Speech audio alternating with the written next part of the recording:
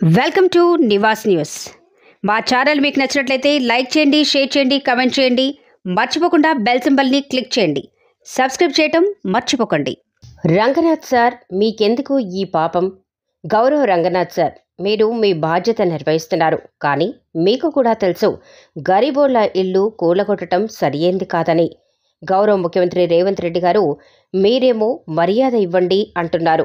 ముఖ్యమంత్రి హోదాలో ఉండి మీరు మాట్లాడే భాష విన్నాక మీకు ఎవరైనా గౌరవం ఇస్తారా? హైడ్రా అనేది దేనికి ముఖ్యమంత్రి గారు? ఎవరి కోసం? ఎవరి దందాల కోసం? ఉన్నోడికి నోటీసులు, లేనోడికి కూల్చివేతలు. తేడా ఎందుకు? మీ చేతకాని పాలనలో తెలంగాణ సగం ఆగమయ్యింది.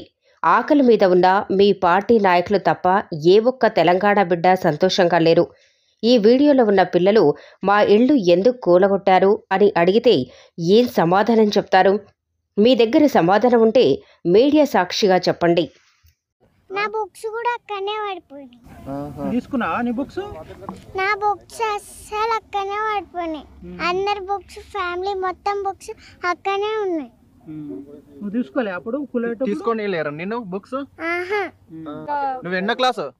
ఎల్కేజీ. పూల పెట్టినప్పుడు ఇక్కడ ఉన్నారా మీరు? ఇక్కడనే ఉన్నాం. బుక్స్ తీసుకుంటాం, మాకు కావాల్సిన బుక్స్ అన్న తీసుకుంటాం అంటే పోలీసు వాళ్ళు అందరు ఉండి చేయి పట్టుకొని ఇంకా అసలు బుక్స్ కూడా తీయనియట్లేరు. మాకు అందరు పట్టుకున్నారు, ఇంకా బుక్స్ అన్న తెచ్చుకుంటాం. మాకు బ్యాగ్ మా బ్యాగులు కూడా తీయండి. బ్యాగ్ కూడా తీయలేరా?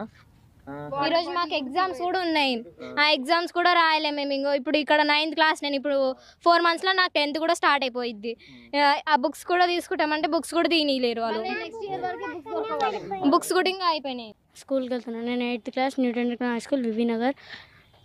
బుక్స్ తీసుకుంటామంటే విధంగా గ్యాప్ ఇవ్వకుండా మమ్మల్ని పోలీసు వాళ్ళు పట్టుకొని గుంజేసి మా బుక్స్ అన్ని బయట తీయకుండా, ఇంకోటి మమ్మల్ని కూడా తీసుకొని ఇవ్వకుండా, చిన్న గ్యాప్ కూడా ఇవ్వకుండా మొత్తం కూల్చేసి మా బుక్స్ అన్నీ ఇంకో రోడ్ల పాలైనాయి. ఈరోజు ఎగ్జామ్ ఉంది, టీచర్లు కాల్ చేస్తారు ఎగ్జామ్కి రాలేదంటే ఇట్లా చెప్పుకోలేని పరిస్థితి మాది.